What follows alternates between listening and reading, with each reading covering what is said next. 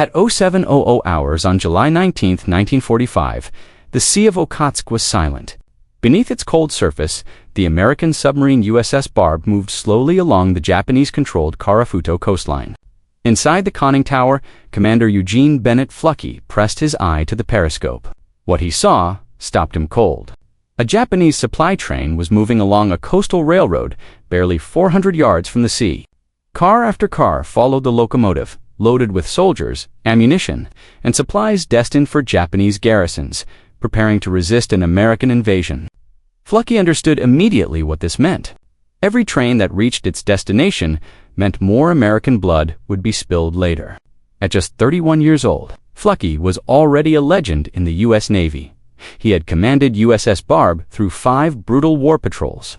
17 enemy ships already lay at the bottom of the Pacific because of him. 3 months earlier, he had been awarded the Medal of Honor. Yet, as he watched that train crawl along the coastline, Fluckey knew the war had changed.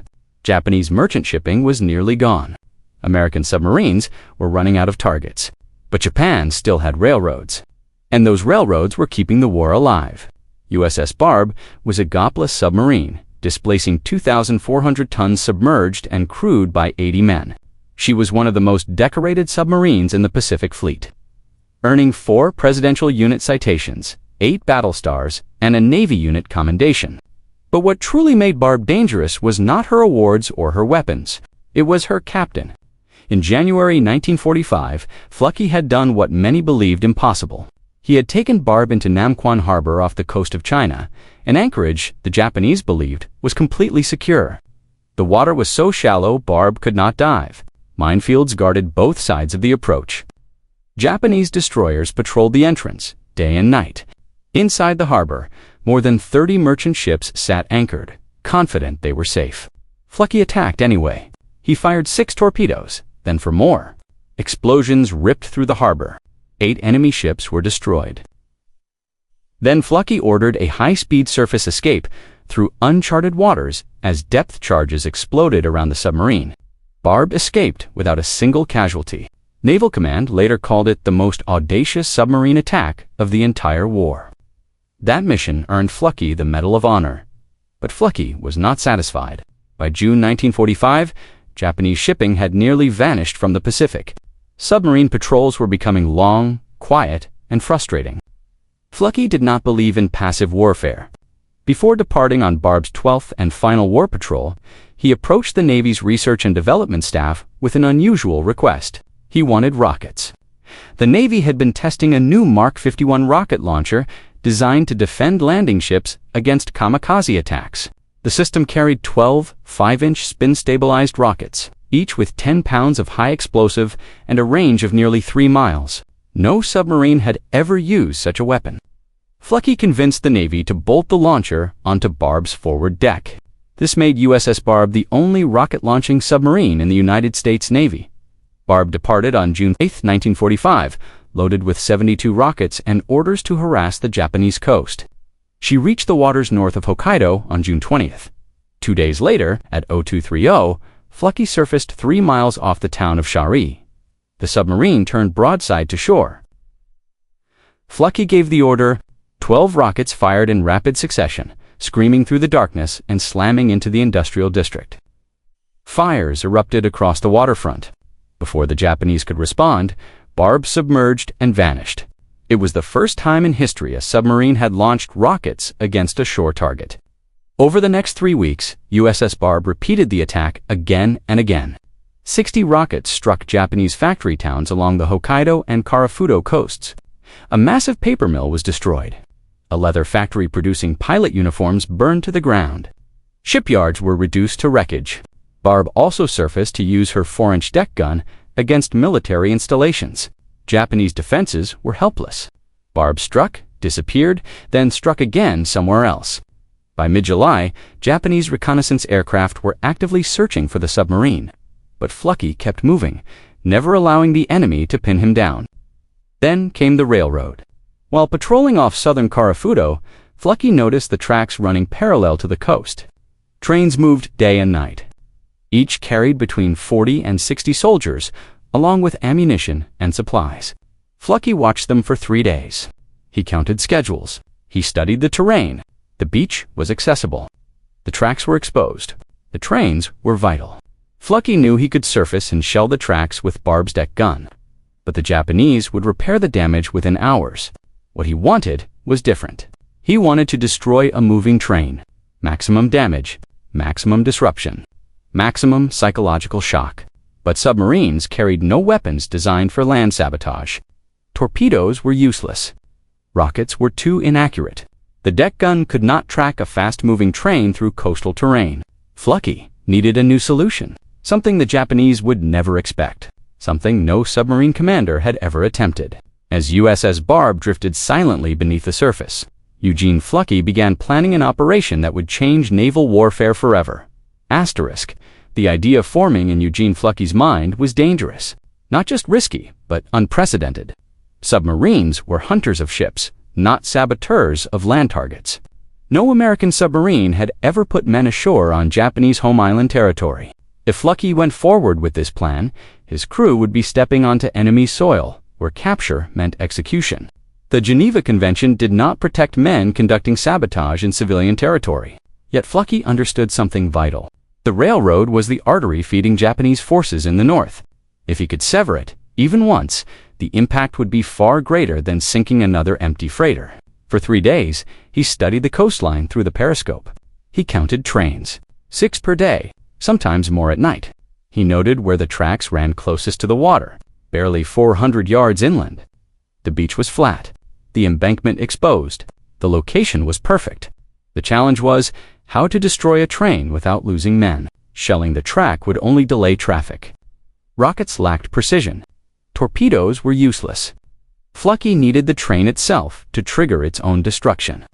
That evening, he summoned Chief Gunner's Mate Paul Saunders and Electrician's Mate Third Class Billy Hatfield to the forward torpedo room. He explained the problem simply. "I need a way to blow up a train," he told them, "and I don't want my men anywhere near it when it happens." Hatfield listened quietly. Then an old memory surfaced. Before the war, he had worked for the railroad. As a boy, he and his friends used to place walnuts on the tracks, watching them crack under the weight of passing locomotives. The train itself caused the destruction. Hatfield looked up. What if the train could detonate the explosive on its own, using pressure, a switch buried beneath the rail? When the locomotive passed overhead, its weight would close the circuit. The explosion would occur directly under the engine. Saunders immediately understood the brilliance of the idea. The two men began working. They salvaged a pressure microswitch from submarine components. 3 dry cell batteries were wired in series. For the explosive, they chose a 55-pound scuttling charge, the same device designed to destroy the submarine if capture was imminent. Enough explosive to rip open a pressure hull. Against a locomotive, it would be devastating. The entire assembly was sealed inside an empty pickle jar to keep it waterproof. When Fluckey examined the device, he immediately recognized its potential. Simple, reliable, deadly. But engineering the bomb was the easy part. Getting it ashore was another matter entirely. To place the charge, Barb would have to surface within 1,000 yards of the Japanese coast in shallow water where diving would be nearly impossible. A shore party would paddle inflatable rafts to the beach, cross enemy territory, bury the explosive beneath active railroad tracks, and return before dawn. If discovered, they would be trapped with no support and no escape. Fluckey estimated they would have no more than 90 minutes before Barb would be forced to dive and withdraw. When he asked for volunteers, every single man aboard USS Barb raised his hand. All 80 sailors. Fluckey immediately established strict rules. Only unmarried men would be considered. He refused to create widows. Physical fitness and strong swimming ability were mandatory. The men would be paddling through surf in darkness and might have to swim under fire. Preference was given to former Boy Scouts.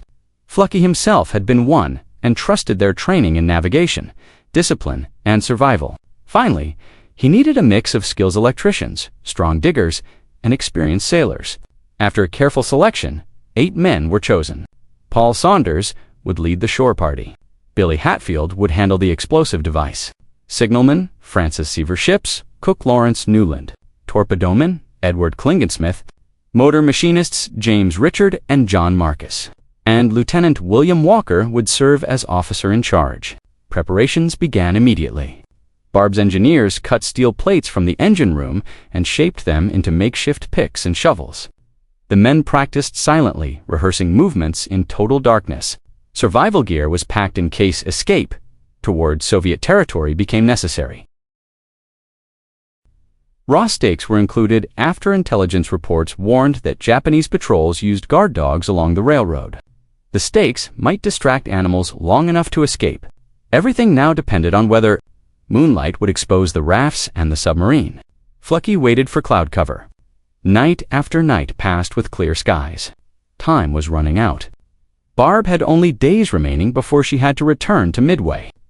On the afternoon of July 22nd, clouds finally began forming over the Karafuto Mountains. By evening, thick stratus clouds spread across the sky, hiding the moon. Fluckey made the decision.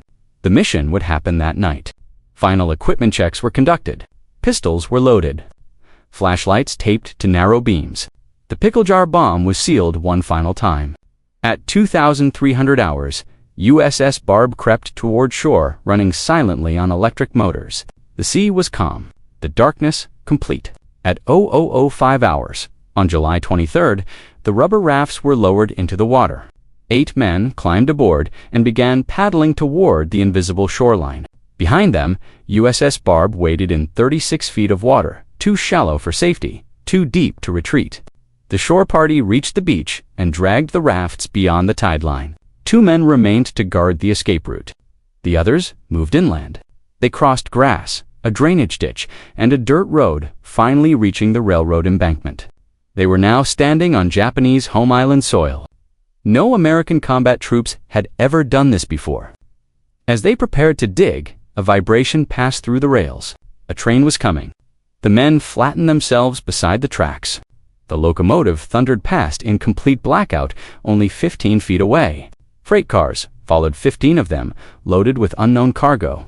When the sound faded, Saunders gave the signal. They began digging. Minutes later, another train passed in the opposite direction. The railroad was far more active at night than expected. Time was disappearing. Sweat poured as the men carved through gravel and compacted earth. Finally, the hole was deep enough. Hatfield carefully placed the scuttling charge, wired the batteries, and positioned the microswitch beneath the rail.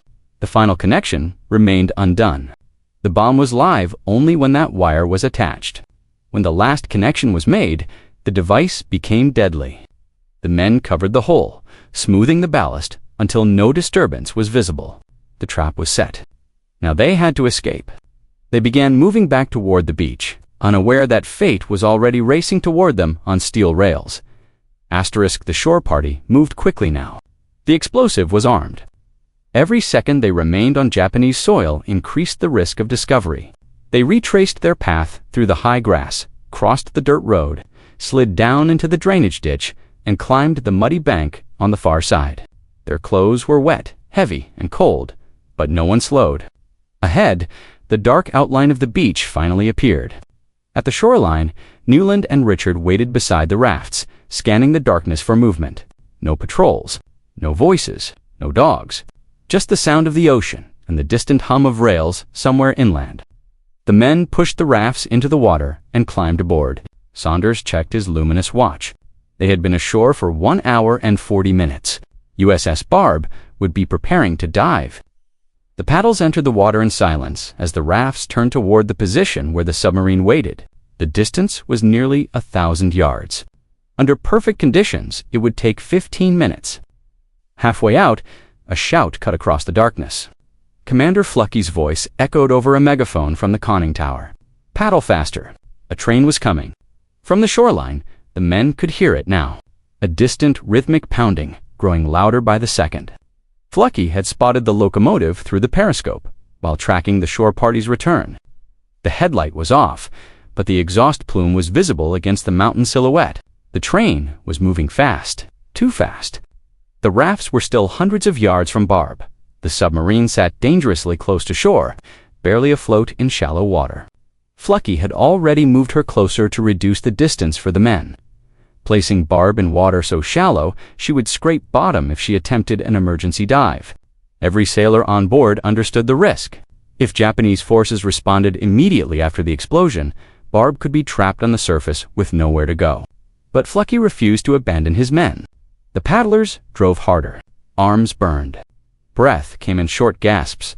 Behind them, the sound of the train intensified. The locomotive was now less than a mile from the buried explosive. Fluckey faced the hardest decision of his career. If he dove now, the submarine might escape, but 8 men would be left helpless in open water. If he waited, Barb herself might be destroyed. He chose to wait. At 01 for 6 hours, the rafts reached the submarine. Hands grabbed arms. Men were pulled up the hull and through the hatches. Saunders was the last aboard. The rafts were cut loose and abandoned. Seconds later, the hatches slammed shut. Barb's diesel engines roared to life. The submarine turned away from shore at full speed, racing toward deeper water. At 0147 hours, July 23, 1945, the northbound train reached the trap. The locomotive's lead wheels rolled over the mike. 68 tons of steel pressed downward. The rail flexed. The circuit closed.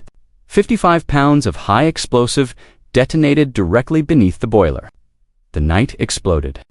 A massive fireball erupted along the railroad embankment, visible even from the fleeing submarine. The locomotive disintegrated instantly. The boiler ruptured, releasing superheated steam in a violent shockwave. Metal fragments shot hundreds of feet into the air. The engine broke apart into flying sections. The first freight car slammed into the wreckage at full speed. The second rode up over it. The third derailed and flipped down the embankment. Car after car piled into twisted steel and splintered wood. Ammunition ignited. Secondary explosions ripped through the wreckage. The sound rolled across the mountains like thunder. Aboard USS Barb, sailors poured onto the deck, watching the inferno burning on the Japanese coastline. They had just witnessed something no submarine crew had ever accomplished. But celebration was brief. Searchlights suddenly ignited along the shore. Beams swept the ocean, probing for the attacker. Barb was still on the surface, racing for survival. Fluckey ordered a sharp course change, angling northeast away from the search pattern. The engines were pushed beyond safe limits. The submarine surged forward at more than 20 knots, leaving a faint phosphorescent wake behind her. The depth gauge climbed slowly 40 feet, 48, still too shallow. Searchlight beams passed dangerously close. One sweep lingered on the water less than 100 yards astern. Any closer and coastal artillery would open fire. At 0200 hours, Barb finally reached 60 feet of water. Fluckey gave the order to dive. Ballast tanks flooded. The deck tilted downward. Within 90 seconds, the submarine slipped beneath the surface.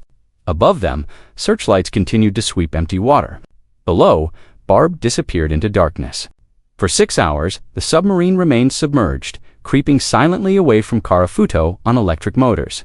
Japanese patrol boats were expected at any moment. Depth charges could come without warning, but none arrived. At dawn, Fluckey cautiously raised the periscope. Smoke still rose from the shattered railroad. No patrol craft in sight. USS Barb surfaced and resumed her patrol. The mission had succeeded, but Fluckey was not finished. With days remaining, Barb continued striking Japanese coastal targets. Radio stations were shelled. Small shipyards destroyed. Rocket attacks continued against military garrisons. Japanese aircraft searched constantly, but Barb evaded them again and again. The submarine that had sunk ships, launched rockets, and destroyed a train continued to roam enemy waters untouched. As July drew to a close, USS Barb finally turned toward open ocean. The crew knew they had done something extraordinary, but they did not yet understand how historic it truly was. What they had accomplished would not be fully realized until the war was over, and the final chapter of their story was still waiting to be written. As USS Barb cut through the open Pacific, the war itself was nearing its end. None of the men aboard fully understood how close history stood to turning its final page. They knew only that they had survived one of the most dangerous patrols ever carried out by an American submarine. Weeks later, the unimaginable happened.